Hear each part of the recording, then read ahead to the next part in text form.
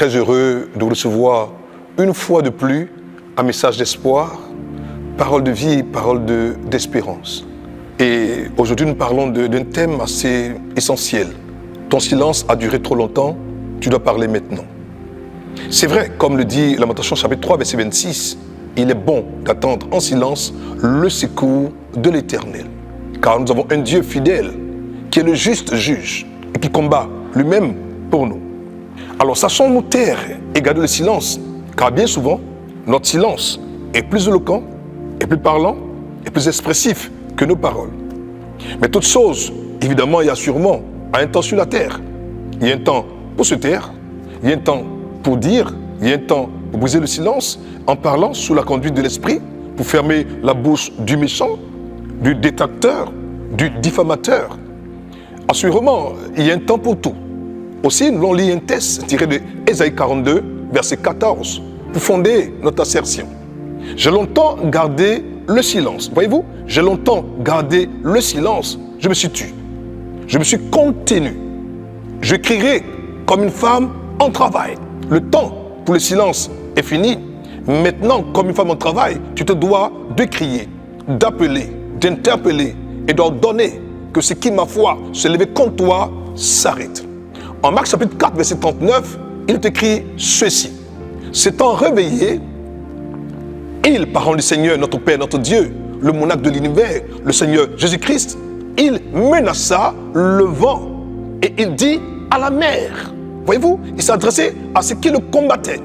Il menaça le vent qui s'était levé sur la mer et la mer qui coulait, qui, ma foi, était sur le point d'envahir la barque. Il lui a dit silence en parlant à la mer. Il a parlé au problème.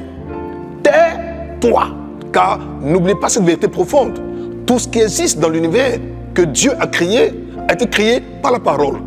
Aussi, tout ce que vous aurez à faire est d'ouvrir la bouche et de donner un ordre par la parole à ce qui a été créé par la parole et cela cessera.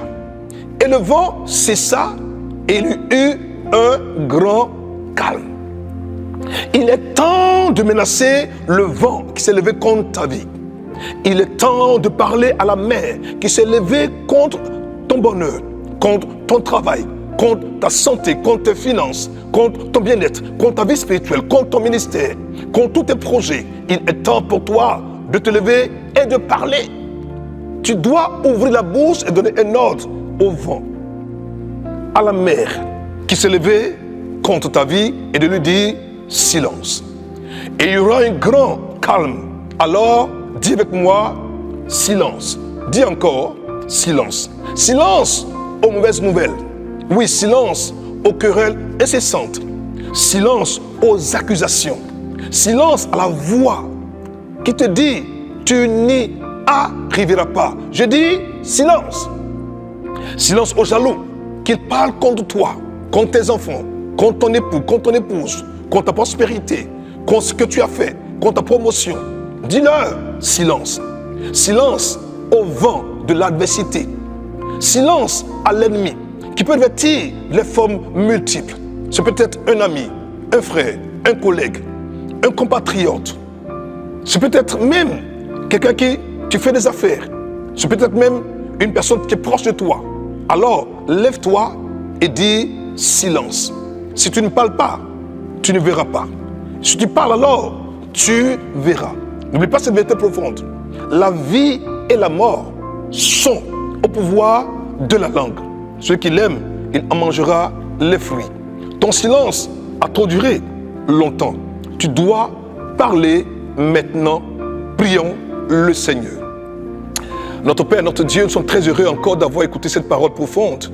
Et nous savons que le frère et la sœur, l'ami ou la personne qui nous a suivi aujourd'hui un message d'espoir a pris conscience pour elle de savoir que sa parole compte. Alors, bénis-la. Alors, permets que à sa parole, le silence escompté, le silence espéré s'installe afin que la joie et l'harmonie et la paix recherchées soient manifestes. Bénis-les, garde-les, préserve-les, fortifie-les. C'est au nom précieux, au nom puissant, au nom merveilleux de Jésus-Christ que nous avons nettement et pleinement prié. Et tout le monde dit Amen. Au revoir. Shalom.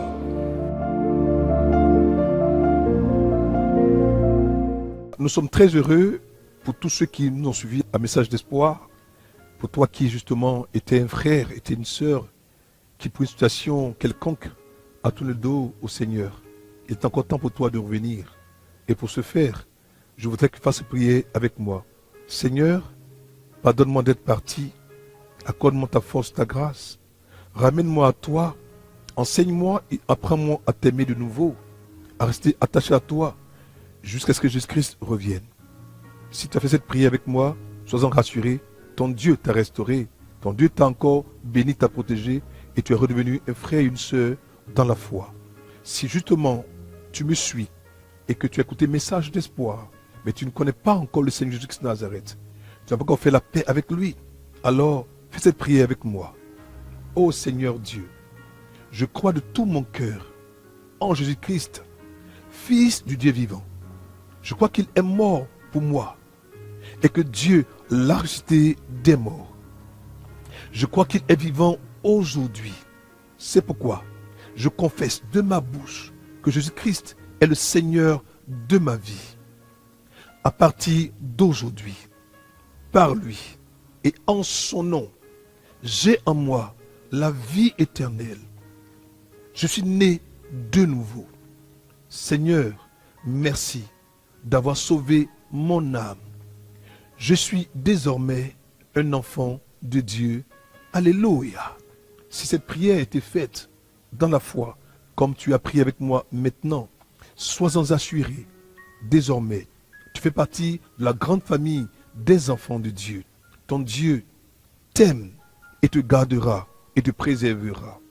Alors, que Dieu te bénisse, qu'il te garde, qu'il t'accorde sa vie et son shalom. Porte-toi bien, à très bientôt. Au revoir.